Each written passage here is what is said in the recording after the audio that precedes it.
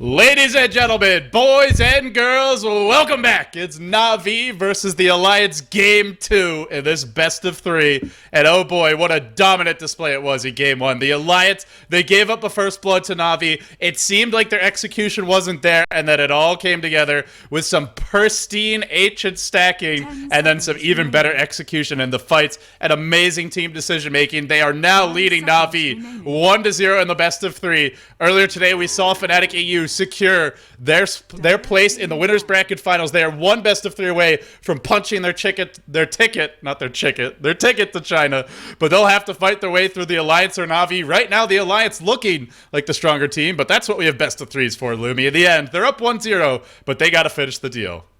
Man, I heard punching the chicken. I'm like, I'm pretty hungry for a breakfast. Is that like a euphemism for masterbation? I'm not really sure, but wow, I don't. You just went there. All right. I mean, why not? That's what it sounds like. Let's be honest. So, first pick here with on the Radiant side, banning out both Lone Druid and as well as Nature's Prophet. That's actually something I've thought about. You know how a lot of the off-lane player only like plays 2 heroes, but those 2 heroes never actually get banned because it's tough. Like you don't well, ban Nature's Prophet first ban. So what does Namro Bulldog play now? Yeah, Bat's out. Prophet's out. Come on, Bulldog. We've seen him play Bounty Hunter before. Yeah, but no. I'm not gonna say he can't play any other hero. It's just that all these other heroes that he can't play, it's not exactly good for the current metagame. Like who picks Bounty anymore? I think it can work. It's not. I don't know. It can work. It can work. I mean, I don't think it's something you pick every game, but against a team like Na'Vi who are a little bit chaotic from time to time, maybe there's a place for that. I don't imagine we'll necessarily see it this game, and maybe they go for the Darkseer. That's another hero he likes to play a lot, and could be a potent ally for the Magnus Keeper, the light combo. And then if you get low to some hard carry like a Void, maybe a Phantom Lancer, your control is incredible, your counter push is there, you can farm pretty effectively in the jungle or in the lane. So I think Bulldog will find something that works for him. There's still quite a few heroes left in the pool. Well, we'll see exactly what S4 ends up drafting for him.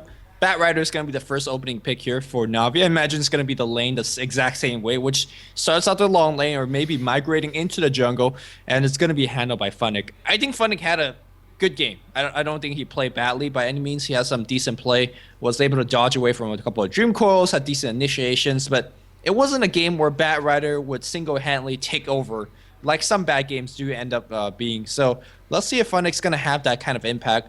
To me, I don't think in this high stage of games where it's a Na'Vi or a Fnatic EU or Alliance, we're not going to see a Batrider single-handedly win a game. So I imagine Funnick's going to give us a very good game, as imagined, but he's going to be somewhat kept under control. We'll see. One of the more annoying spells for a Batrider is Mono Leak. You'd blink in, and then all of a sudden you're Mono Leaked. Even if you try to grab someone and force staff away, it's not a stun, but it can really limit your effectiveness in the course of a longer, more spread out team fight. So even though they don't have a great obvious counter to the Batrider yet, even something like Mono Leak can prove to be a nuisance. As for Na'Vi, I'm curious to see how they react to that game 1. They started with a similar opening, the Rubik and the Batrider, and they'll go Storm Spirit for Dendi. So going for a more aggressive style in terms of their draft, not really sitting back and relying on just taking big team fights, but now finding more of a pick-off-oriented lineup. They still get the Kuroki Rubik, and a little bit of a change-up from Na'Vi could be effective, and it will need to be, because the Alliance have the Kite B 1-2-3 punch we saw, which didn't actually work, but a combo that many teams have run, and if you get off to a good start, game is very hard to deal with if you're Na'Vi, if you let the Alliance have a good start, and even if you shut them down or slow them down early, fully winning the game is quite a different matter. I'm not sure if you could call it the Kite B 1-2-3 punch. There's very little punch in that. It's just like hissy fit. I just say Kite B because they love this combo more than anyone else. I know, but they don't run it that well. So that's very true. I say that, and I'm like a big Envy fanboy, so I don't know. Wow, there was actually a Nyx in the pool. Didn't even realize that. So used to him being banned, but was available. Nobody wanted him. Yeah, I guess when you ban, Nature's Prophet as one of your 2 heroes as well, Lone Druid, it gets leaked through. And the big reason they're taking it out right now is that Stormster getting his Mana Burn is a huge deal. So, yeah, it makes complete sense. Meanwhile, Alliance is going to be banning on mostly carries, but looks like Chen is going to get snapped up here as well. So, yeah, and obviously the Nyx, also Spike Carapace really ruins a Batrider, because you just walk in the Firefly, you tap your Spike Carapace, and suddenly that Batrider stunned for a long time. And Na'Vi, they do have a potentially very strong team fight, with Rubik being able to steal RP in these fights potentially, and it's something that we generally see KuroKy is able to do. He seems to get more farm priority than some other teams Rubik's do in general, and we'll see if that's the case this game, but you expect Puppey to basically take one for the team and not have a whole lot of farm, and the Alliance expecting some jungle play, like you mentioned, will ban out the Chen. I think it's something Na'Vi definitely could do, and if they wanted to dual roam, when you have a Keeper of the Light as a support, there's really not much you can do to punish the dual roam, so I think it's a smart ban to get rid of this Chen. Yeah, I suppose the way you could punish it through roam is by getting very far ahead in terms of experience, which is something that we show, the Alliance support show that they know how to sack and basically have the most efficient jungle method. Another long lane being banned out. I'm very curious of what Admiral Bulldog end up being playing. It might just be that Bounty Hunter, although I'm not sure how much team fight effect it'll have for Alliance. Yeah, let's wait and see. Darkseer the final ban, so yeah, really not a whole lot left for Bulldog, like you said. As for the Alliance, waiting for that final ban, and for them, they'll probably need... So we're looking at a Magnus likely to go solo mid for S4, something he handles quite capably. We'll see either EGM or Ake playing the Keeper of the Light, and then the Phantom Lancer to go to Lotus. So pretty much for sure, that'll be a defensive tri-lane. Can't really see them getting aggressive with it. And thing is, I think what Na'Vi look to do is kind of force Bulldog off the lane. At this point, it almost has to be a laning hero, like something. He doesn't play heroes like Enigma very often, so I doubt we'll see that jungler, or really at all. I mean, it's always things like a bounty hunter. I think he's played a little bit of Clockwork here and there. It's not really a signature hero for him by any means, and if they get some sort of hero that has to be in the lane, I don't know how effective that will be, because you already have a Rubik. Potentially, if Storm gets the safe lane, that's a very potent killing combo for something like a Bounty Hunter, if you have Sentry Wards, or potentially, I mean, I don't know what else would it be. So, yeah, I'm not so much concerned for Bulldog's hero pool. I'm just, the kind of heroes that you could pick at this point. There's just not much regardless of what offlane player you are. Yeah, I think I've seen Bulldog run the Magnus offlane like once when they did dual lane mid and, dual safe lane. It didn't work out well that game. He didn't get too much thing done, and Magnus offlane is not that powerful because the skewers is not that reliable as an escape spell. We're gonna see Jakira and Rubik as the dual support from Na'Vi once again. So running mostly very much so the same hero, but a very different philosophy in terms of being played. Simply because Storm kind of warps how the game is going to be played for both his own team as well as the enemy team. It's going to be a lot more action paced. It's going to be a lot more kill oriented. And I wonder if it's going to be the quick Orchid build, or we're going to see something like a Bloodstone, or I don't think it will be, but maybe it's a Honey Breach of Travel build. Yeah. I don't think that's going to be the case. I actually liked that build quite a bit, but I don't think we're going to see it. I mean, yeah. I think in Game 1 it maybe wasn't the best build, even though they won that game, but Game 2 I loved it. I thought it was a fantastic pickup for him, and we'll see what that build is, but really for Na'Vi, I'm also interested to see what Havost is going to be playing. At this point, not really a whole lot of obvious... Well, there are heroes like the Faceless... He could be the Storm. He could just be the Storm. Havost? Yeah. Safe lane Storm's definitely a thing. I think they would sooner send Dendi on the Storm and put him safe lane than give it to Havost. I've never seen Dendi not play the Storm when Na'Vi picks it. I think I've seen him do it once. Okay. But maybe my you might be right. I just haven't seen it. Yeah, Clockwork's going to get picked up here by Alliance, so that's going to be the Bulldog hero. Again, like you said, one of the heroes that he's not exactly most known for, it's going to be Anti-Mage, and that's definitely our Havost hero. So Storm Spirit on the mid lane against Magnus. I wish Blitz is alongside with me right now, and I want to ask him, who wins this lane? Because we generally don't see this lane matchup too much. It really can go either way. I mean, a lot of it comes down to the supports, and you look at the supports this game, Na'Vi have the heroes that are very capable of roaming mid and setting up kills. For Alliance, Keeper of the Light, not at all. I mean, maybe they'll go for something like a Bane or a Shadow Demon as their final selection. Shadow Demon could be quite a potent pick, considering there's both an Anti-Mage on one team and a Phantom Lancer on the other, and they need a kind of a setup utility support, I imagine. So if you get something like a Shadow Demon, maybe that Shadow Demon comes mid. I feel it's a pretty even matchup if played capably, and S4 Magnus, very solid hero player combination. Same for the Dendi Storm. It also comes down to the pooling as well, and maybe the Storm gets a little more harassment, but how hard can you really win mid when Magnus is Bottle Crowing? And the same for the Storm. Unless the supports come into play, I imagine it'll just be farm traded early. And for me, I think even the more interesting question is, what will be the effect of these two mid heroes come mid game? Will they be finding the kills? Whose movement will be more effective, and who's going to have a higher impact on the shape of the game? Yep. Last pick up here, looking for support. It could be something like a Shadow Shaman or a Lion. We've seen teams kind of counter the anti-mage, counter the storm with instant disable such as Hexus. It's going to be Lion. Good call. So, yeah, the thing is, if they want Shadow Demon, I mean, that's not really a stun. So this will help you kill the anti-mage. Yeah, or try to. As yeah, we saw. try to. I think Era earlier says, yeah, early game I dodge you, late game I come straight at you with the Mantis Tower, and you try to kill me then.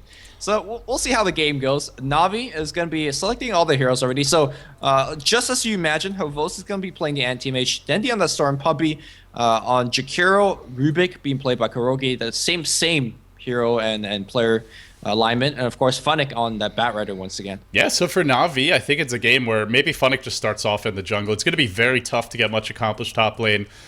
Keeper of the Light and Phantom Lancer alone can pretty much just spam you out, and then you throw something like an EGM Impale over the top, and that makes life very, very unpleasant. So, on the side of the Alliance, we have the full Swedish arsenal at our disposal. S4 going to be playing the Magnus, has been pulled a set of tangos by Ake. Ake going to be handling that Keeper of the Light. Loda onto the Phantom Lancer for him, has been pulled a single set of tangos by EGM. This team loves their pooling. EGM going to be handling the Lion, and last but not least, it will be Admiral Bulldog with what I have to say will be one of the, well, actually maybe not a very tough lane, as he will be, just looks like potentially a 1v1 matchup for him. Ooh, offensive trialing coming out from anti-mage? I can't expect that to be happening. Will it happen? And doing it against the Keeper of the Light, Phantom Lancer tri-lane. What the hell is Na'Vi trying to do right now? I'm not sure, but I feel the Alliance will be fully prepared for this. The Lion isn't the strongest tri-lane hero, but the thing is, Na'Vi just doesn't have that much killing power. Unless the Lion was really out of position, I just don't see how they find a kill. Yeah, for viewers at home and wondering why am I so harped up about this is, when you're running offensive trialing, you need to get kills because you don't have access into pools. Well, they do kind of on this particular camp up top, so maybe that's going to be part of their plan. Not reliable, and not reliable, and you'll generally fall behind regardless, especially because they haven't done any warning. They will find Loda off the bat. He does have a point of Doppelwalk that will hurt their laning stage a touch. Avost has taken Blink, but he will get 2 illusions at his side, and well, Loda forced to take Doppelwalk at level 1 and forced to use it. He does have Keeper of the Light to give him some more mana. Speaking of that Keeper of the Light, 3 hero Illuminate off the bat. That'll be a tango for every single hero in the tri-lane, and Loda taking a lot of harassment. Play more aggressive than I feel he needs to, but he will be driven back. He's got some pull reach, and he should be fine. Back in the mid lane here, this particular matchup, ooh, S4's got the better block by far, so Dendi should have the disadvantage, at least for now. Looks like we are going to have a little bit of technical difficulty. And of course, on the bot lane, who are we going to give the favor here? Batrider and Clockwork. I don't think Bat's ever going to get a kill, but I think Admiral Bulldog's going to struggle mightily in this lane. It's a lane that Funnick should win. It's just, like you said, a lane where he probably won't get killed. So he'll stack the Napalm. He'll be able to outlast hit Bulldog. Bulldog can't really sit at the creep wave. Whatever cogs are down, he'll have to back off, and he'll try and burn away the Bat's mana, but Bat's always going to have mana for sticky Napalm. So I expect Funnick will win this lane and win it fairly significantly in terms of CS, but Bulldog will get his levels. He'll get probably his boots up, and maybe it's something like a bottle at, the 6-7 minute mark, and that shouldn't be too bad for him. So it's a lane that they'll win, but you really expect your Batrider to heavily win this lane.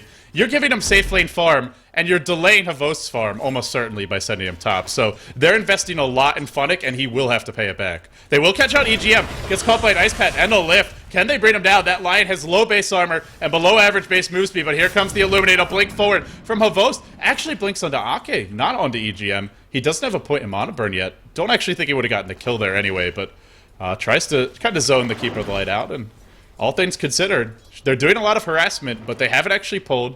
They haven't found a kill yet. It's a good start for Na'Vi, I feel, it's considering the tri-lane they're up against, but they'll need more. Yeah, they definitely do. Everybody has very, very poor CS. We're looking at, what, the 3rd wave, and the high CS is 5. Generally, you expect like 10 or 12 at this point. But yeah, it's going to be...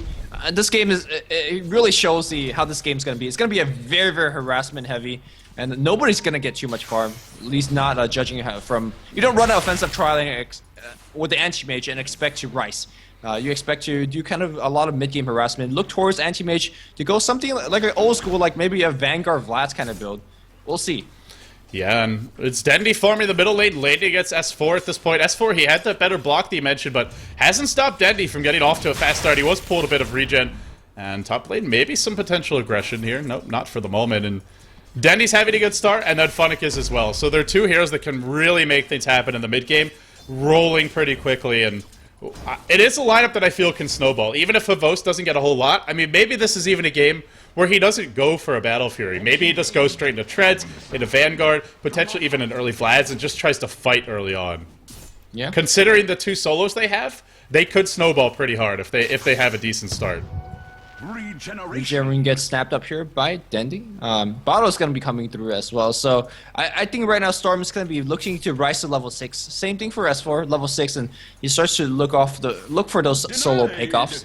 Funnick on the bot lane starts to harass away.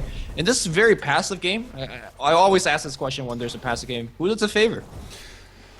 I feel both teams get something out of this laning stage, but for me, I guess the big question is PL getting farm top? And I look at the CS charts, he's not farming well there. And the reason I ask it is because they're not winning their solo lane. So then you really want to say, are they at least making up for it elsewhere with the safe lane farm? And at the end of the day, nobody's really farming well in the Alliance out of all three other cores, so I'm a bit worried for them. I would say Na'Vi definitely coming out on top. It's not overwhelmingly so, but it's a decent little lead for them, up to almost 1,000 gold lead, and that's without any kills. That's with a PL Kotal tri-lane where there's constant harassment and you may have to buy some extra regen. So definitely advantage Na'Vi, but it's early. It's nothing overwhelming, and I guess this game won't be decided by the laning stage. It's going to be one of those games where it comes down to those first few movements from the Storm Spirit, the Magnus, the Batrider, and the Clockwork. All four of these heroes can change fights and break them wide open. And who's going to be the winner and who's going to be the hero of those fights, we'll just have to wait a few minutes to find out. Yeah, I think NTH is outfarming the PL simply because the supports on the dire side are a little bit more kind of involved with the jungle pulling, so they're not really in the lane helping out as much, and as Loda's basically on his own island, even though he's on the defensive tri-lane. But here's the thing though, Batrider's completely outlaning the Clock right now. If you look at the CS difference, Clock has 5, Batrider has 22, and well, I think the difference is only going to grow bigger, and Bulldog a full level behind this point already. Yeah, again, it's sort of what you expect from this matchup. At the end of the day, Clockwork can try and come in and cog the Batrider, but when he has a bottle, he'll be able to bottle Crow anyway. He can even maybe get some runes. Middle lane, it looks like Puppy roamed in looking for a gank, but S4 had the level 2 skewer, able to get away. Dandy, no points into his ultimate yet, as he's only level 5, so couldn't find the kill. They do attempt that early movement, and considering the start Havost has had where he's farming pretty well top, I think it's a nice little go. If they do get that kill, that's absolutely huge, because I feel this is a game where a fat Storm Spirit is virtually unstoppable. There's one hero that can really deal with him reliably, that's the Lion, but EGM isn't getting a whole lot right now. Only level 2, 5 minutes in, and not something you could really look to rely on against that Storm Spirit. He does hit level 3 now, but even so. To be fair, EGM's pretty good, so... They're all pretty good, Lumi. Come on now. He's okay. He's okay. Is this the insight that we pay you the big bucks for? I mean... EGM's pretty good? Am I wrong? No. That's what I thought. That's what I thought. All right. Damn. He'll rotate mid. They are going to smoke up and look to go, and what do you know? Denny's going in right now. He may kill off S4. There's no mana for an RP. It's going to be first blood going to Denny. No, it's not. He needs one more zip. Here comes EGM in the nick of time and Illuminate and Impale, but it's not enough to kill off Dendy. S4, he wants to come in. He's bottling up. He has RP. He won't get it all. So they smoke mid and at least manage to save S4's life, but they don't find a kill. I mean, all things considered, a fortunate smoke, but still, advantage Na'Vi simply because they didn't really blow anything for that. Yeah, their supports are happily harassing on PL on top, getting a little bit EXP in lane, and Loda completely out of mana. Much thanks to Hovos. Nice kind of harass. He's going to be going for the stats build here, focusing purely on stats after the initial 1 point everything. Ice Paths is going to whiff, and if you whiff those Ice Paths, it's no big deal, because you know, you don't really need your mana for anything else. You're not really roaming too much. You're not really challenging the pulls. But sooner or later, I'm going to say that the Alliance support is going to pull ahead. They're constantly pulling these creeps. I agree, and I just want to echo something you mentioned earlier, which is Funnick is... he's not just winning this bottom lane.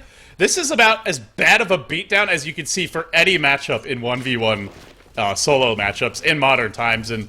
Look at the CS, 35 and 23 for Bulldog. Down by 28 CS. And Bulldog's 8 and 1. So he's down by 28 CS and he's down by 22 denies. And sure, Clockwork's a melee hero. He's still 2 levels behind. Well, actually, a level and a quarter or so, but that's a long level from 6 to 7. It takes quite a bit of creeps to get there. That is a massive lead.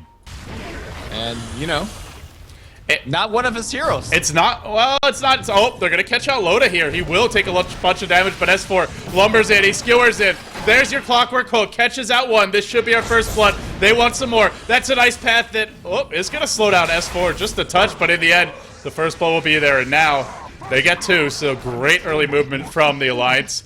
For Na'Vi, didn't have a teleport scroll on Dendi, had a haste rune and the TP on Funnick, but elected not to come top. Yeah, very, very surprising to see that. Maybe Dendi says, I don't have TP, and then Funnick says, all right, good luck, guys. We're not going to come in. It's just not worth it. Don't want to have, you know, more targets for S for the RP together. That was a 5-man gank, and it was a first blood and a double kill, so it ended up all right, but Alliance at the same time also wasted a lot of their own time. I don't want to say wasted, maybe better, well spent their time is a better term for that. Cute little play by Dendi. He's actually sent himself a smoke. He's dropped it in the trees next to his tier 1 and wants to make sure he's got his inventory slots filled out as possible. Going for those 2 early null talismans. Wants to just snowball in this lane and continue to dominate the last hit war. Will come Funnick. Yep, hasted in, looking for a lasso here on S4. There's no RP. It's a great time to go, but S4, he knows that 8-minute rune to spawn. He sees the storm off the map, and he is very, as well as the Batrider, and he's very, very suspicious. Yep. S4 not gonna get that gank off. A little bit of nice plays here. Drops the Arcane Boots, gets Chakra Magic, pick up the Arcane Boot back up a little bit more. That's really one of his underrated abilities as a mid-solo is S4 doesn't get caught out very often. Like, we saw that in Game 1. Yeah, he got caught out at level 1, but that's about as cloudy of a gank as you'll ever see. A Wisp tether gank into a puck lane at level 1, and even then did it die, but in the mid-game, when you're trying to gank S4, it's nighttime, he doesn't have wards up. Very, very hard to catch him. S4 is pretty good, too. Yeah, thanks. Thanks as always, Limmy, for your illuminating commentary. Yeah, Havo's gonna eat a... Anybody else want to cast next game? Mid lane. Mid lane will go in on S4. He gets pulled. He gets... And then Ice Path, but there's just not enough damage yet. Dendi, not gonna be able to find this kill. They do actually force a Loda TP. He will cancel it, but... pulls a bit of an envy there. Maybe learning from his former teammate. Yeah, Carrying that early fine. TP. And the event to teleport scrolls as well, I imagine. He did, after Merlini. And now bottom lane, we'll see S4 giving chase on the Funnick, who has a flame break soon, but looks to be in trouble. RP is here. Cogs could be thrown out. Nope, actually no mana for them. And now Bulldog will throw out a battery, so the better killing spell. S4 skewers a little bit too far away, but finds the shockwave regardless. The kill is secured, and for Na'Vi, you just have to say, they're just not finding the openings when they do move. We haven't seen much movement out of Dendi. We have seen a decent amount out of Funnick, but just can't find the kills, whereas Alliance, every time they move, seems the kill is there. It doesn't even sound right when I say this, but Storm Spirit just doesn't have enough to actually get kills at this point of the game. And he will find Admiral Bulldog, and does get a kill. Smoked up for that one. I will refrain from talking anymore. Go ahead, LD. Go smack yourself in the face. Splash some water, Lumi. You need to wake up. You're drunk. No, every time he goes on the mid lane, like, Magnus is just too tanky with a 900 HP. So. He really can't kill the Magnus, not by himself. They need the Batrider lasso and the Storm Spirit to bring him down, and they went for it. They would have had a kill if S4 was in the lane, but he was just too savvy. Yeah, kind of good at dodging those ganks, and it's a very, very slow game. And to me, that favors Alliance, simply because they have a Phantom Lancer, and there's simply no pressure to stop Magnus from getting his Blink. On the flip side, you may say, sure, Funnick is farming his Blink as well, but I think having a Blink on Magnus simply gives your team a lot more higher game impact than a Bat Blink. The Bat Blink can be equally effective, but it's much harder to be equally effective. You have to basically make sure every time Lasso's off cooldown, you're finding a kill. Whereas for Magnus, you could sit on your RP for 3 minutes, but if you hit one big RP, then the Blink Dagger does as much as the Bat Blink could have done in, say, 3 or 4 ganks. So it's just harder to actually have that same magnitude of success, and I completely agree with you there. The one good thing, though, is all 3 of their core heroes are actually farming quite well. We see now Band of Elven Skin picked up for Havo, so it looks like either he's going to disassemble these boots, and we'll see a zip in mid. They want to go on S4. Oh, he skewered and got pulled back in. That's a perfect timing. Hook will come. S4 still alive, gets off the RP, catches out 3, but there's no follow-up here. That RP looks to be totally wasted, and indeed it will be. 2 heroes dead. It's Navi's turn to strike back, and Lumi, the one last thing I wanted to mention before that broke out, Na'Vi was leading in terms of gold and experience despite giving up a first blood and 2 kills, and now with those kills and potentially a tier 1 mid, really pulling ahead. Yeah, I'm surprised in terms of how they're leading. I think a lot of it comes from Funnick really out CSing the Clockwork on the bot lane, as well as NTH doing a lot better. Well, he used to do a lot better, and now looks like Loda was able to catch up, but he's not helping his team like how Anti-Mage is. So this is very reminiscent of how Havos played in TI2 when he's playing carry. They're always love to jump in from the team, and a lot of teams don't expect that kind of five-man gaming this early in the game. Yeah, Anti-Mage is actually a pretty serviceable combat carry. Oh god, S4 just gave away RP.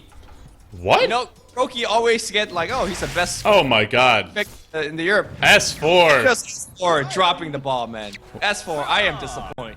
Wow. I guess he was running in mid to Shockwave and then RP just got stolen? Just shockwave it in base. Come on. Oh no, I'm not making excuses. I'm not sure why he was showing his face there. Well, mistakes happen to the best of us, and they certainly happened to S4 there. That's a big mistake. Yeah.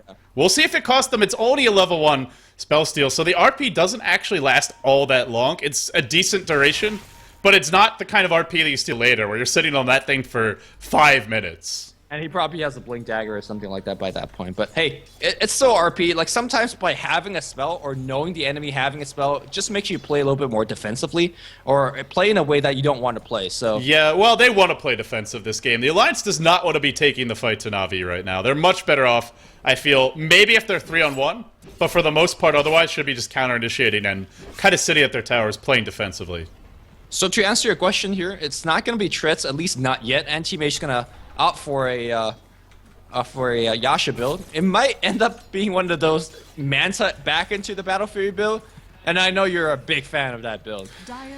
It can work. I mean, you could sort of see the thought process behind that build in some games, but the problem is if you go Manta into Battle Fury, you're trying. It's like trying to fight, swim up a waterfall at a certain point. The PL is just going to outfarm you, and they are smoked up, looking to go top. And Puppey, they'll hook in, they'll look to catch him out, he's now cogged, he's gonna drop quickly. But if Puppey dies and they get some trades, it will be worth it. Remember, Kuroki has RP, but S4 able to bring him down. The stolen RP doesn't actually kill them off, but so far that RP that was stolen hasn't amounted to a whole lot. Now EGM caught out, looks like he'll drop to a flame break here. S4 on the run, and in comes Savos, that combat-worthy anti-mage with his early Yasha. Gonna be picking off S4 here, no skewer, no blink, he will go down. A good little engagement there. In the end for Na'Vi. They do lose their Storm Spirit and the Magnus RP blown in exchange for the Rubik RP, so all things considered fairly even, but here's where things get interesting, because Funnick, he'll have his blink, and there's no blink in sight for S4, still about 800 gold away. S4 really forced to kind of lead this engagement to help his team.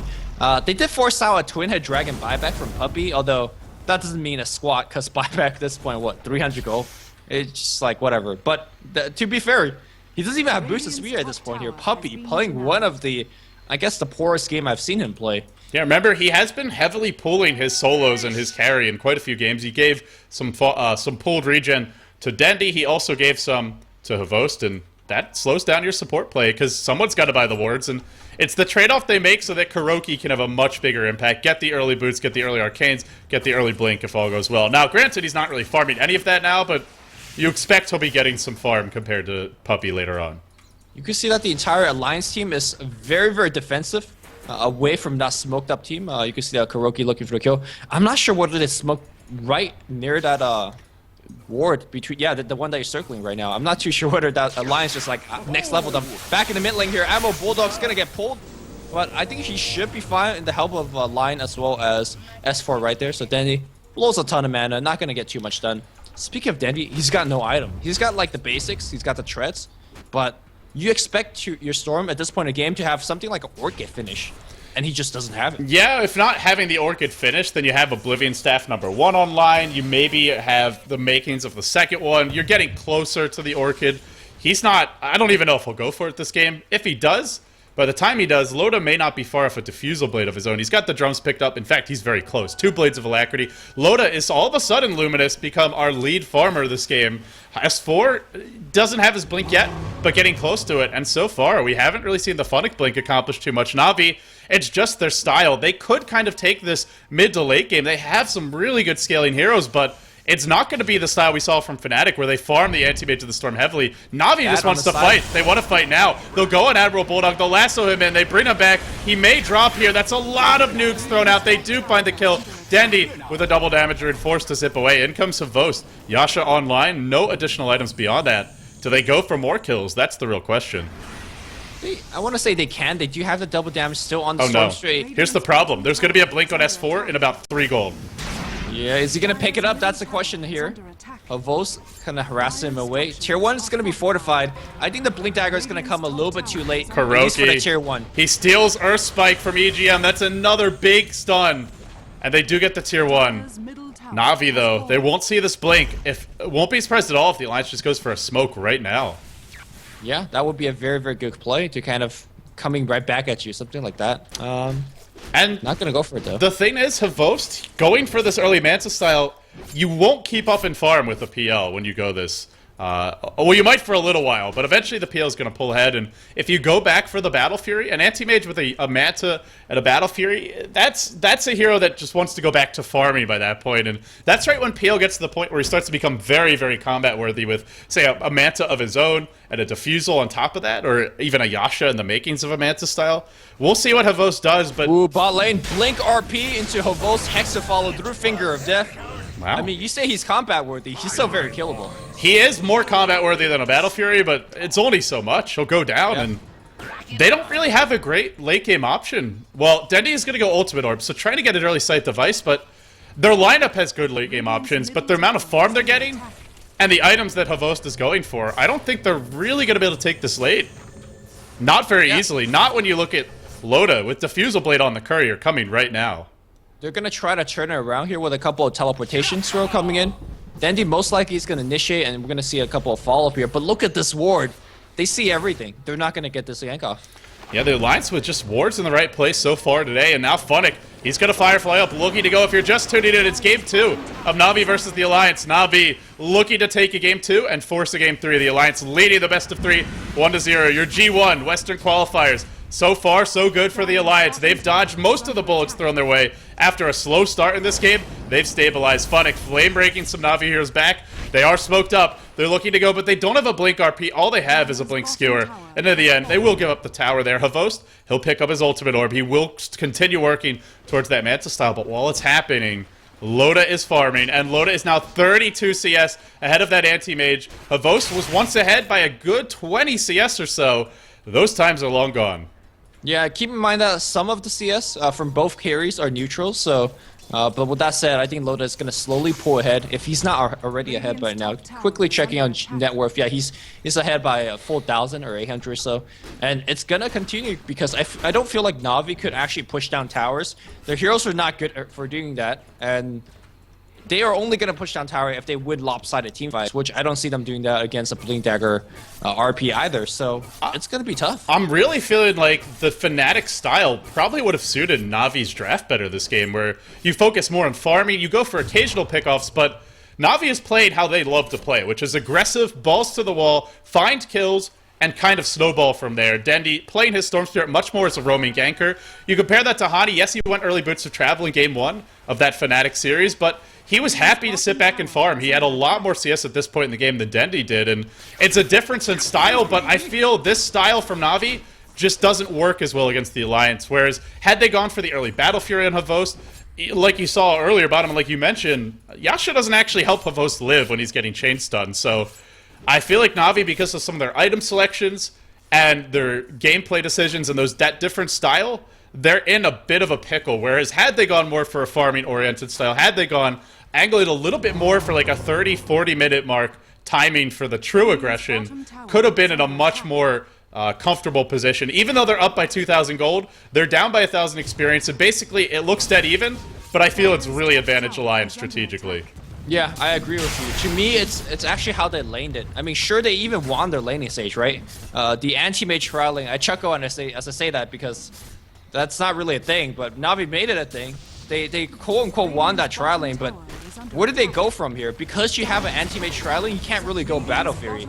And now you have this awkward anti-mage with like 900 HP. He has a Manta, or 1,000 HP with a Manta, and sure, it looks cool, and it works, but it can't actually teamfight. Yeah, I mean, maybe that was the thought process, is we just want to get our anti-mage fighting early. That's why you go for the Yasha, you'd expect that, but I felt with the kind of farm he had, he probably could have gone Battle Fury. He was farming better than that Phantom Lancer, and wasn't really under too much duress, didn't really have to fight early, but now that's all water under the bridge. Na'Vi trying to pressure this tier 2 top, and on the side of the Alliance, they're going to look to defend it. They'll rotate 5 heroes in for this tower, but no glyph available for 7 seconds. Na'Vi, are they going to commit fully? We'll see. Havos lurking to the jungle. Funnick going for a Force Staff. That could be a crucial item for them. With the Force Staff on your Batrider and a Storm Spirit and an Anti-Mage, suddenly you can jump, grab a hero, pull them out of position, and pick them off safely without necessarily getting caught by something like RP or potentially the Lion's Hex Impale combo. So Force Staff could be a crucial item for them. The way they're playing, they're going to need to find those kills, and they're going to need to find them very, very soon. Loda using the double walk, always making sure that he's leaving a Illusion behind. You don't know if that Illusion is going to spawn an entire army. Looks like Observer Ward has a scout out Loda as well. He's got that Diffusal Blade number 2 and a Vitality Booster. I love this item choice. A lot of teams, maybe mid lane a little bit trouble. Dandy looking for a pickoff. A lot of players would have just gone for a Yasha or something like that. Something greedy. He knows he needs HP now because this is where Na'Vi want to strike. If Navi's going to win, they're going to win through in the next about 15 minutes or so. And, well, if Loda survives and get a couple of return kill, that Na'Vi chance of victory is going to be a lot more slim. And he's going to eat them alive with a Diffusal too. This is the single most cost-efficient damage item you can get on Phantom Lancer in the game. Not just the Diffusal one, but upgrading that recipe. It's what, 875 gold, and it gives you so much more damage with every Illusion auto attack. It's an absolutely insanely efficient item. They're going to get another tower for Loda. He just got the tier 1 bottom. Now up to 2,000 gold, can go directly into a Yasha if he likes, or look to rush the heart. I feel either is perfectly viable this game, and we'll see what he tries to go for, but in either case, Alliance, by not dying and trading, are in a pretty comfortable spot. Na'Vi leading by 3,000 gold, down by about, well, 200 experience, so nothing. It looks even. I still feel it's really not.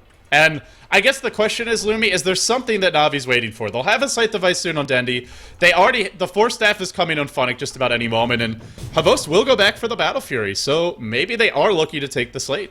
Yeah, and if you're looking to take it really late against a Phantom Lancer, there are 2 things you have to be very aware of. You gotta keep as many outer towers alive as possible, because Phantom Lancer, he loves split pushing, and if ever it comes into a base race situation, you really want to make sure you have as much structure left as possible. Secondly, you want to look at how many Hex Carriers you could have. Storm Spirit, a fine Hex Carrier. Batrider, a fine Hex Carrier as well, because if you don't have enough Hexes, you're never going to get a kill against that PL. So I think Na'Vi has the hero and have the potential to actually go late game, but they are starting in the wrong foot, I feel. Yeah, they've made it very difficult for themselves because the amount of fighting Havost has done doesn't really warrant the Manta style he's gotten. Sure, he got the Manta early. He could have been involved in fights he looked to, but when you look at it kind of in hindsight, he's barely fought at all this game, and when he has fought, he's mostly died, so... 0, 1, and 3. Yeah. I mean, that says it all. Yeah, he pretty much just could have been farming this whole time. Had he started with the Battle Fury, he'd have the Manta now, and I think he would have that Vitality booster up too, 25 minutes in easily, if not something a bit more than that. So now, well, Dendi... I heard a zip. Oh, zipping to farm neutrals. Okay. Making me nervous, Dendi. Making me nervous. But I don't think Na'Vi are out of it by any means. I definitely think they can try to take it late. It's just not going to be... It's going to be much more difficult than it would have been had they taken a more aggressive approach to start. So I guess, guys, we're going to be in a long haul because neither of these teams going to be making too many mistakes, and we're going to be in a farming war where Alliance feels like, yeah, we kind of got the better late game hero, so we're going to farm. And Na'Vi says, guys, we need to farm because we're not winning it right now. So yeah. Basically, stay a while and listen. Yeah. For fans of Diablo 2 out there. It's gonna be a long call for sure. And also earlier when I said that Manta into Battle Fury, one of LD's favorite builds, I didn't mean it like that. It's actually a build that LD hates, but it's all good. I don't really hate it. It's just not that effective, and I gotta agree with you on that one. I mean, I feel like it's, given the way the game's developed, it's probably the best thing Havos can do. It's just, it always feels awkward, and usually when we see the build, it's, if he had just gone for Battle Fury first, ultimately it probably would have been more effective, and you can totally understand the thought process behind getting the Manta. This is just like the 4th or 5th game I've cast the build, and every game where I've cast it, the Battle Fury would have done more. He'd have more farm, he wasn't fighting anyway, or the fighting was ineffective.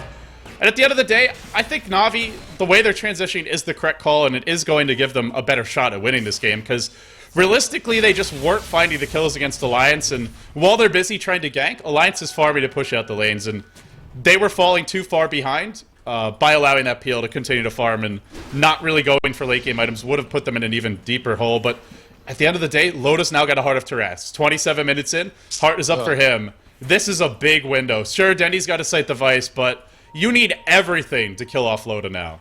This is just ugly. That Cypher Vice is going to be the key factor of killing Loda. I feel like they do have enough damage, especially if you just hex him up right in the beginning. I think also with the Cypher Vice pickup, oh, it looks like we're going to see a long range zip here for S4. It's going to be a Cypher up. Where the hell's the Bat Rider's coming in? He's fireflighting in, but I don't even think he even needs it. Beautiful. Deadly, flexing his muscle, perfect mana management. Ends up the gank with about like 20 mana left, but getting that kill, key. Yeah, you always want to make sure that first gank with the Sight Device is effective, finds you a kill, and creates some space for your team. And off the back of that, they will get a little bit more breathing room to farm, but at the same time, you're not killing Loda, so he'll happily push in that bottom lane and force some teleport scrolls out. And I imagine at this point, he'll go back towards a Yasha, and then maybe into a Butterfly, maybe even rushes a Butterfly. He's a bit lacking in terms of attack speed. That's the one downside of going this build. Diffusal Blade gives you a decent amount of attack speed, but not the same as getting something like a Manta style, which the attack speed propagates to all your illusions, and as well as having the additional move speed. So I imagine we'll see one of those two big attack speed items coming out next. So what about Anti-Mage? Are we going to see something like a Heart for him, or straight up BKB? Or are we going to see a Butterfly? It's a good question. I'm not really sure that what's the right answer is. You go for a Heart. If you get hexed, I think you might still die. To the PL Illusion army, you don't have magic immunity, so... Oh, I think if you hex, you're dead for sure, because that RP is going to be right on top of you. Yeah, so that's where I'm thinking maybe a BKB would serve him better. You won't be taking the mana burn. That's a lot of the Phantom Lancer's damage off the table. You won't eat any of the other nukes. You can't be hexed as long as you get it off. We'll see, but I'm leaning towards the BKB Butterfly, to be honest, because the other thing is, I mean, do you really want to go for the ultra late game? I mean, I feel that's... I thought that was the game plan already, right? You already kind of gave up the mid game where you have a chance of winning. Yeah. I mean, I was thinking they're more looking at like, all right, we're not going to win this in 20 minutes. Let's aim for 40 minutes. But maybe they're aiming more like 60 minutes, in which case, yeah, go big or go home. Get the Heart, get the Butterfly. Take it as late as possible. And put it in perspective, right now, Na'Vi is down one game in this best of 3 series. If Alliance wins, they are one best of 3 win away from going to China. And if Na'Vi loses, I mean, it's not like they can't go to China. Big smoke egg from S4. He will catch up Puppey. He skewers him.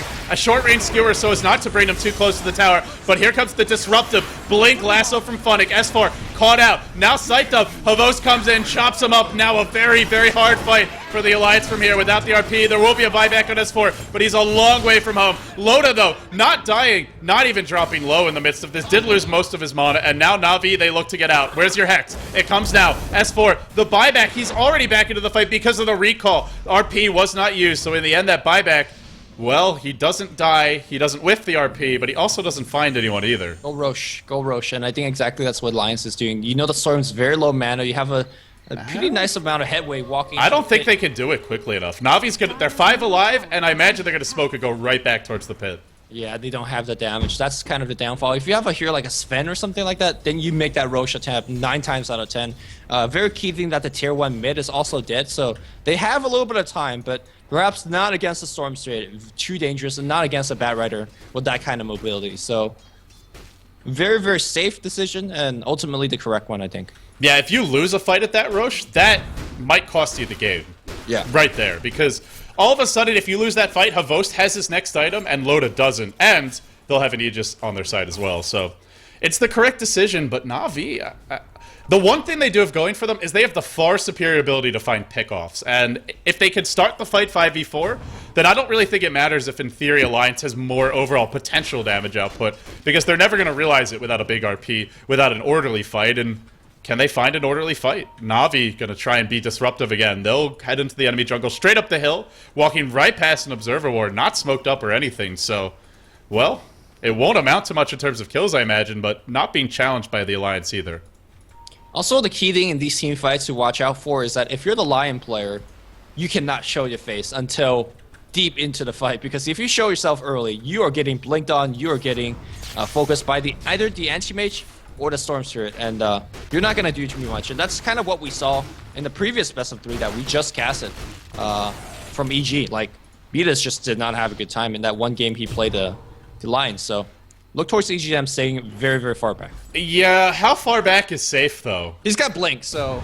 Yeah, but Storm has 1,300 mana, which probably lets him move... I mean, I don't know exactly, but 5,000 units, probably? Well, as long as he's hidden, like in some trees or somewhere, or if he's smoked up. And then there's Firefly to spot you out. So I agree with you, he does need to stay hidden. That's completely true. It's much easier said than done. I guess that's it's the point. hard. It's hard. This is one of the hardest lineups to actually stay hidden in. But if he can get a big Blink Hex on Dendi, who doesn't have a BKB yet, that can just win them the fight instantly. Because every fight so far has been Dendi, well, the past few fights anyway, just moving around freely and unchecked and getting the jump. If the jump goes the other way, or the counter initiate is there, then it's a much different fight and a much harder one for Na'Vi. So I'm looking at net worth right now, and PO is about 2,000 gold ahead, and 2,000 gold is actually not that much. So yeah, it just comes down to how Phantom Lancer uses gold a lot better than Anti-Mage and makes him a better late game carry. And you can fully see the power of that Battle Fury still, even after if it's a Manta into a Battle Fury, how it still accelerates your farm quite a bit and allows him to play catch up. Yeah, and it's keeping them in the game. It's letting them take it later. And the thing is, Dendi's going for that early Scythe of Ice has proven to be so effective. Even when he's not finding kills, the threat of that Scythe is so much scarier than something like an Orchid would be, or even a BKB. And the ability to project your power halfway across the map is something, and know that even if Phantom Lancer has a Diffusal Blade, he can't purge off Scythe. He will be hexed. It makes Loda a little bit more reluctant, and particularly it makes the other heroes on the Alliance a whole lot more reluctant. So the Scythe is paid for itself. It gives them more of a late game angle, and if we see something like a BKB or Scythe coming out on Funnick, you mentioned the Scythe, I think it would be a great choice. Na'Vi do go quite late. Yeah, I think they have to. Funnick does have that 2.3k gold. Could go for the Ultimate Orb if that's what he wants right now. Maybe perhaps saving for buyback. You don't know if, let's say, Funnick gets out of position and Alliance decides to Roshan. If you don't have buyback there, you lose Aegis. So maybe playing it ultra safe, and the game's gonna go long, so better be safe than sorry.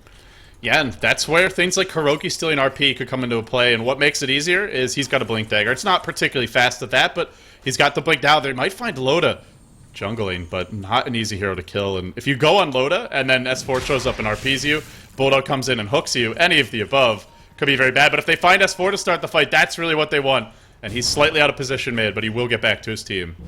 So my question is, at what point does Alliance says, all right, guys, we are done farming, let's go win the game? Because I mean, as much as PL enjoyed going into the ultra late game, there is a certain point of the game where he loses to, you know, frontal engagement. He's not that strong going heads up. Yeah, there's also a point in the game where his team really can't help out the way that a hero like Storm or the Batrider can. And I think that might be the bigger issue, but you get the Butterfly. I think you try and win a fight and get the Aegis, and then you look to end this game. And maybe he could farm a Manta style. Obviously, Boots of Travel is an option. Like, there's room for him to grow.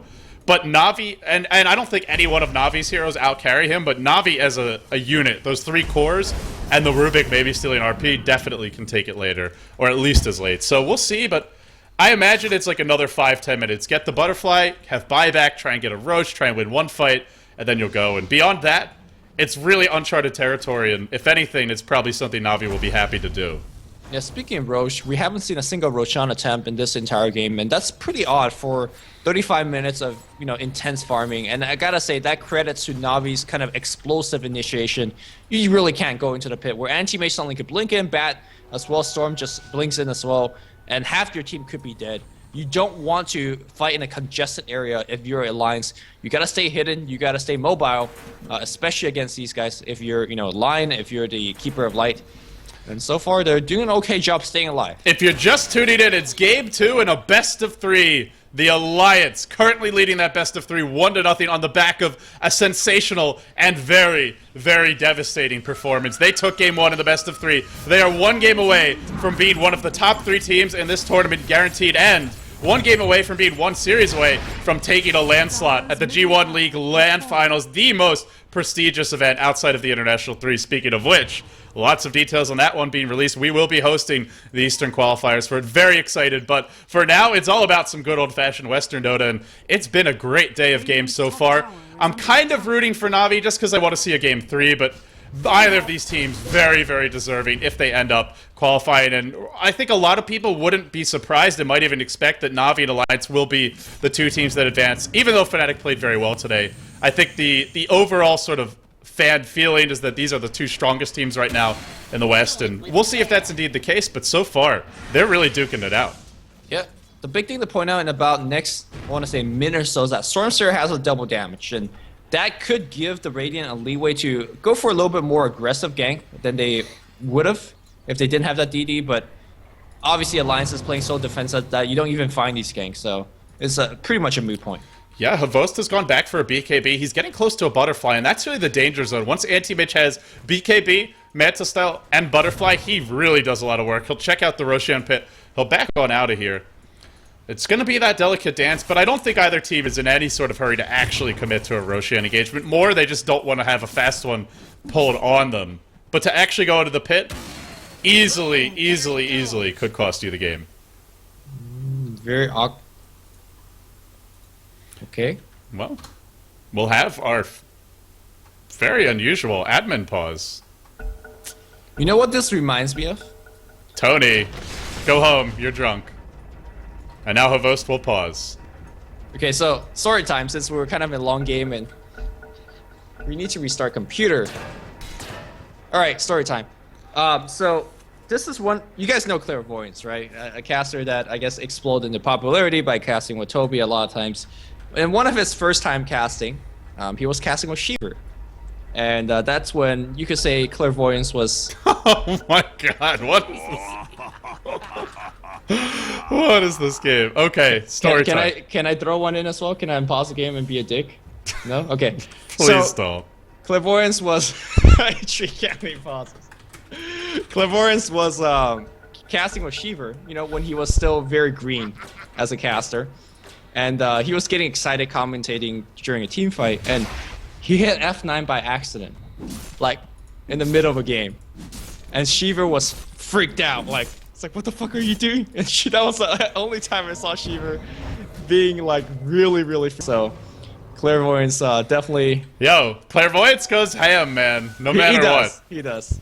He went a ham on the pause button on that one day. Yeah, though, it's not good. He doesn't just press the pause button, he hams it up there. And as ham as you can be. And is that enough ham? Is anybody hungry? S4 almost has his BKB. Back to the game. It looks like the pause wars, the great pause wars of 2013 are over for the time being. And currently, it's Na'Vi leading by about 4,000 gold. Basically nothing. Up by about 7,500 experience. A bit more substantial, but still, when it comes right down to it, this is one of those games that will be decided by the team's execution in the fights, not by their heroes, not by their strategic position or power curves by any means. So a game that's very much in the balance, a game that either team could look to win, and a crucial game for both teams at that. So for me, oh, what is Funnick doing? He wants to blink and try to perhaps find illusion? No. Just want to destroy that big army. I think Na'Vi says if they want to win now, Funnick goes Shiva, and you finish BKB on Storm, and you go push. If they want to still go for the ultra late game, then Funnick turns us Mystic Staff into a Hex.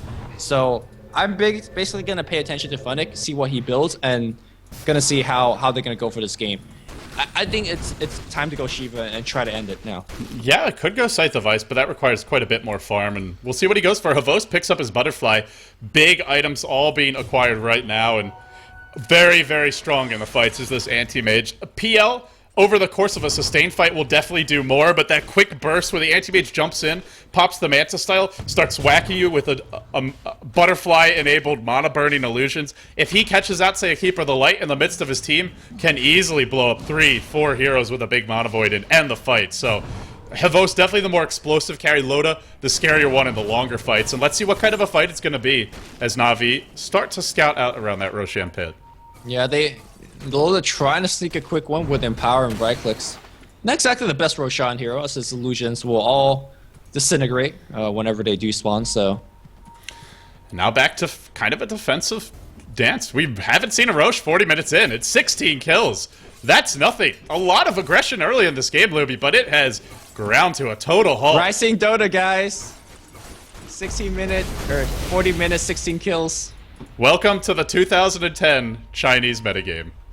Hey man, I love it. I love it. makes you a happy camper, Lumi. That's for damn sure. They're gonna go in Roche and look to sneak it. It's actually quite low and dropping quickly. And I don't think the Alliance are gonna be ready for this. They're giving up a Roche. They're not getting anything in return. Loda streaming towards the pit. Nope, he's gonna go back to the jungle. It's a free Roche. It goes to Na'Vi. They'll give the Aegis to Havost. I thought maybe you give Dendi that one instead, but either way, a big little steal there. A big steal there, and nothing that the Alliance could do about it. A very small, large steal. Yes, yes. That's what you guys come here for. The polished presentation that only Beyond the Summit can offer.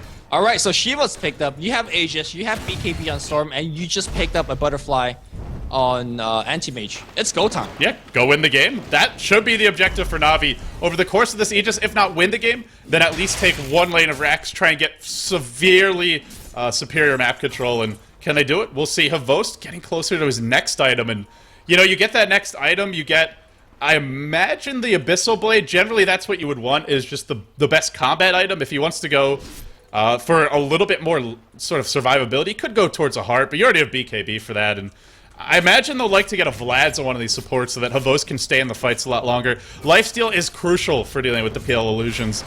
Just in terms of, sure, they're not mono burning you, but you still lose a lot of HP because of that 4.2 agility gain. And he's going on the tower here. He's got Aegis. He'll muscle it down quickly. And I think the Alliance, you just don't take a fight outside your base. Yep. Havost also going ham. His hero's pretty good too. Yeah, I don't consider hitting a tower going ham. He's hitting it very quickly. Yeah.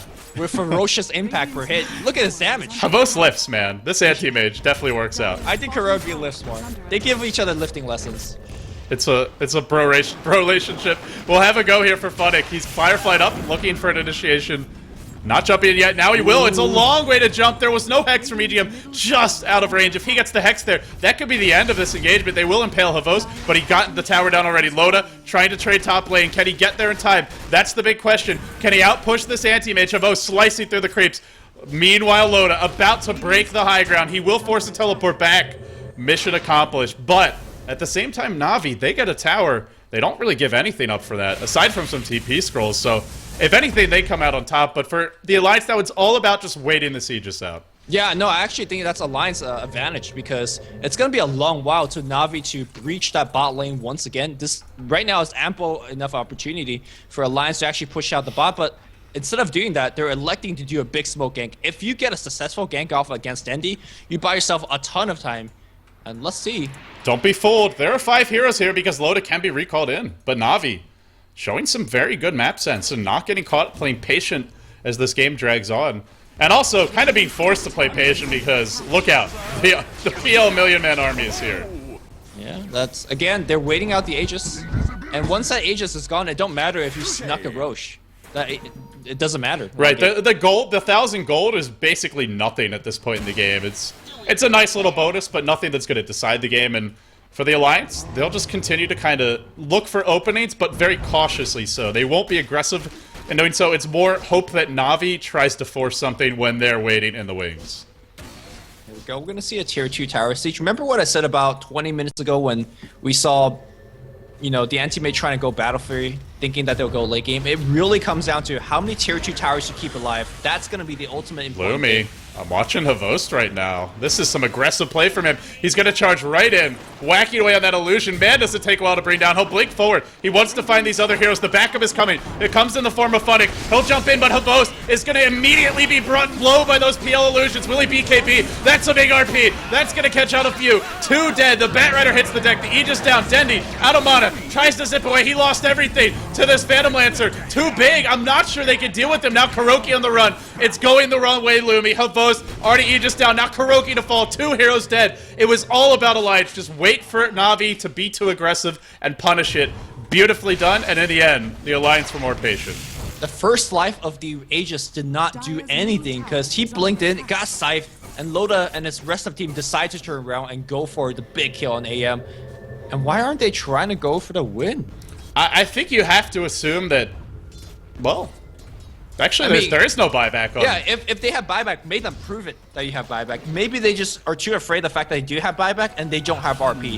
If the fact that if they have buyback and they suddenly jump on you, can lose a lot more. That's the thing is if they do have buyback and you try to run, you're not getting away. With Storm, Batrider with Blink Force Staff, and an anti-mage, they will run you down. So, and with not having RP, that's the other big thing. S4 doesn't have RP.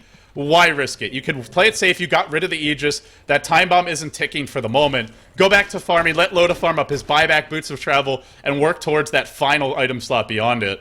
And once he gets there, then you really will want to end the game. But for the time, we do see the power of PL. If it's a longer fight and he doesn't die immediately, he wins because his illusions will do a lot more sustained damage.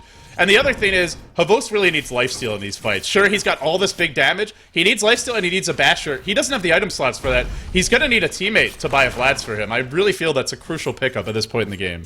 You gotta imagine that team fight started out pretty well for Na'Vi, because if a team fight started out with the Phantom Lancer having 8 or 9 illusions, you don't win that team fight ever. Oh, looks like they're gonna initiate. They're gonna find the right one, and RP, it's ready to go. But can they burst down Loda? That's a good question. He's got the heart. He's siphoned down to about half HP. Hookin is gonna miss. Dendi pops BKB. He could come out immediately. He's gonna focus on Admiral Bulldog.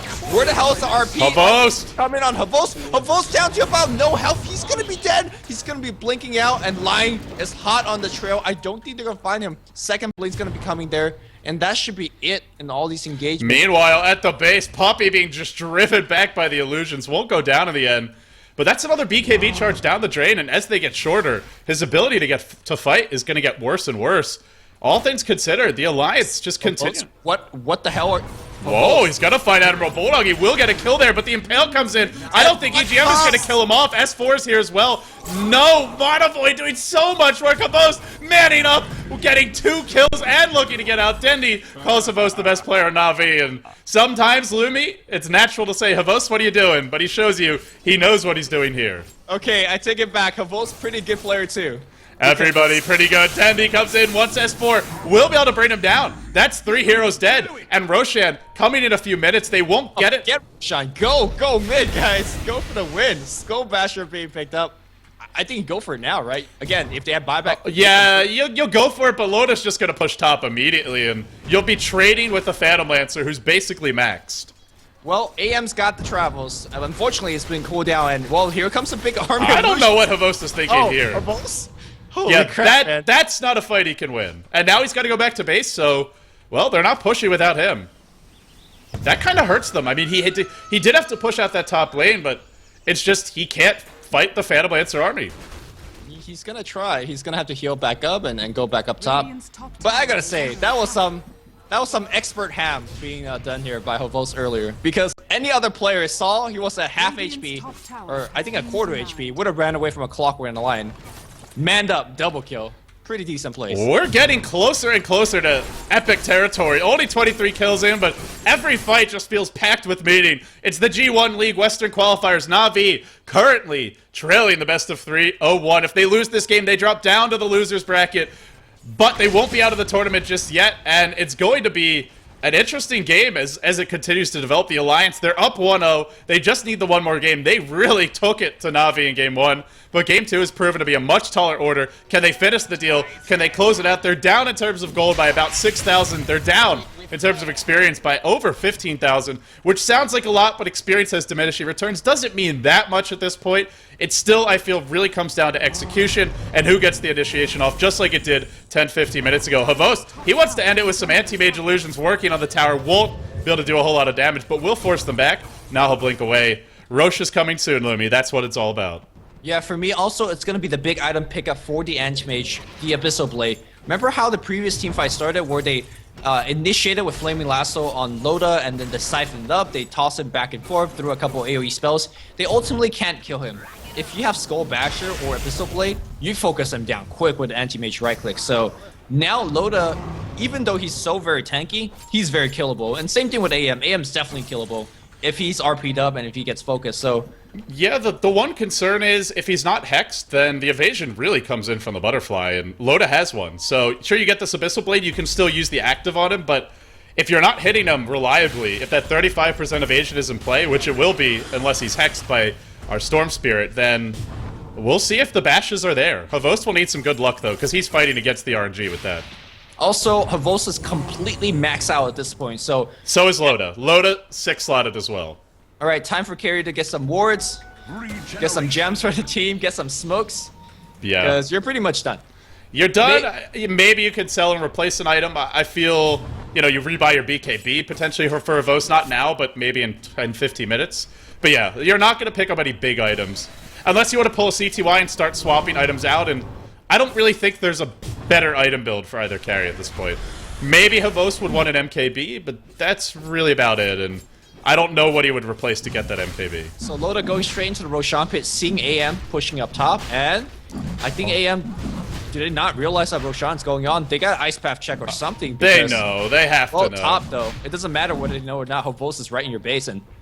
Yeah, it looks like they're content to give up some structural damage to get this Roche. I don't think this is right. Oh, they're going to give up the Aegis. Magnus will actually pick it up. They get caught in the pit. If they try to TP home, a lot of those TPs will probably be canceled. S4 going to get caught out. He got the Aegis. He's going to just lose it immediately. And in comes the huge cluster F of a fight. Bulldog and AGM on top of Denny, who's just doing work. That was an incredible impale stolen by Kuroki. Hits everyone. While this is happening, Havost is raxing them. They weren't able to get back to the base. They got the Aegis. They blew it immediately, Lumi. And they get basically nothing in return. What a great little engagement from Na'Vi. And it's like you said, probably not... There was no way they were going to get that and get back to defend. Because Na'Vi were never going to let them TP out. What the hell was that?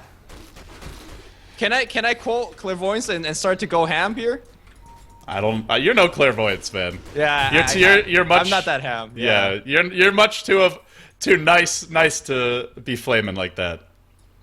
We'll put it that way. That was horrible though. Like, I don't think they lose the game on this, but the game just got a lot harder. I don't think a single Rax means anything because it's so easy to actually push things out. Yeah, the thing is though, they were committed at that. Oh, S4 will get caught out here. This is really bad if he goes down. I don't even know if he has buyback. He is actually 50 gold short, I want to say. He's gonna have it. He's gonna have it.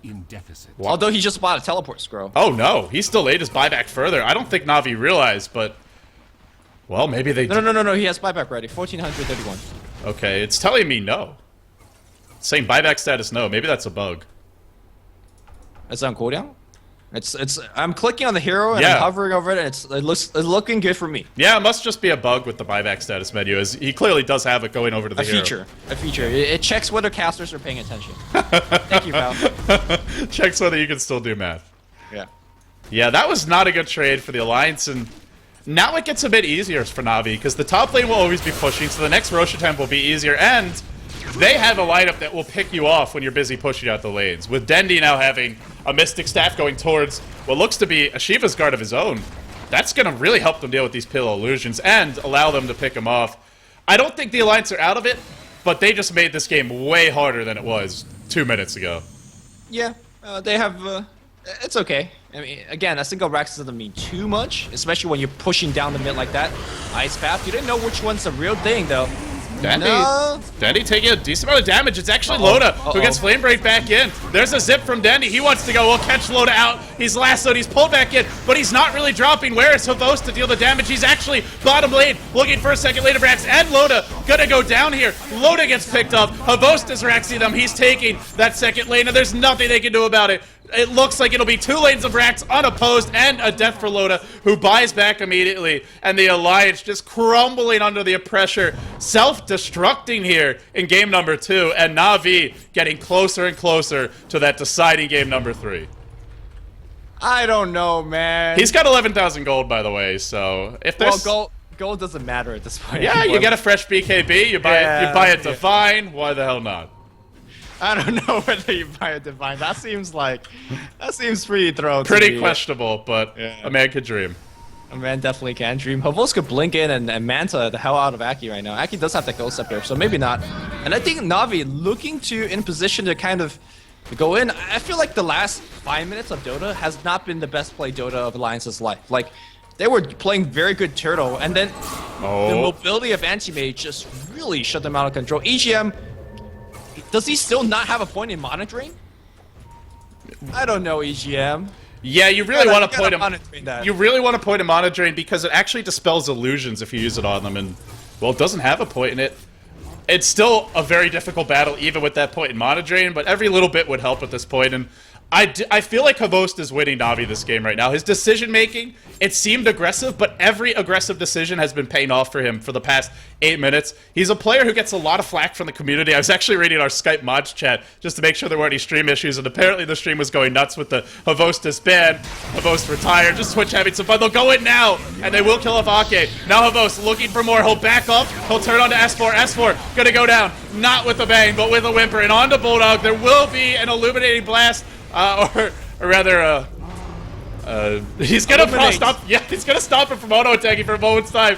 Loda chasing on to Dendy. Dendy is out of mana. Loda trying to fight a kill. The hook from long range from downtown from Bulldog picks him up, and Havost has not been dealt with.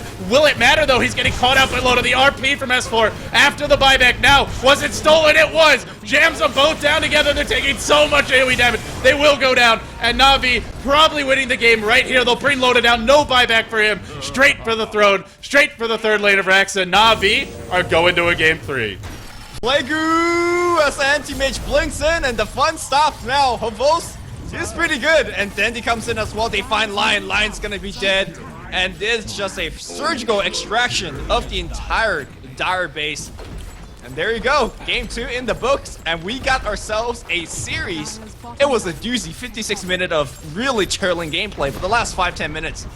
What a game of Dota, guys. It was 8-8 at like 36 minutes. There's just been a flurry, an explosion of kills since then, and we wanted this game to go to the distance. We have ourselves a ball game, ladies and gentlemen. Navi and the Alliance gonna be going to a deciding game 3. This one is it's for all the marbles for this match, and it means so much in the overall state of the tournament. This best of 3, winner of this match moves on to play Fnatic EU in your winner bracket grand finals, and the winner of, well, winner bracket finals, I should say, and the winner of that, they go to China. So one of these two teams is going to be in that top 3, guaranteed, and the loser of it, they'll have a much tougher road. They'll have to fight their way through the likes of Team Liquid, Evil Geniuses, and Dignitas, the 3 North American representatives. The throne will die now. Game 3 is in the offing. It promises to be quite impressive, potentially epic. I'm hoping for something spectacular. The Alliance was flawless in Game 1, just about. In Game 2, was good early, but just choked in the end. I don't think there's anything else you can say. Maybe it was choke. Maybe it was just one poor decision making that spiral out of control. I don't want to predict. It's just a lot of things going through the player's mind. It was a spectacular game nonetheless, and hopefully Game 3 will match up to Game 1 and Game 2. Yeah, Navi, they bounce back. They force that Game 3. Ladies and gentlemen, I'm LD. He's Luminous. Stay tuned. The deciding Game 3 for today's G1 League Western Qualifier action comes up right after this.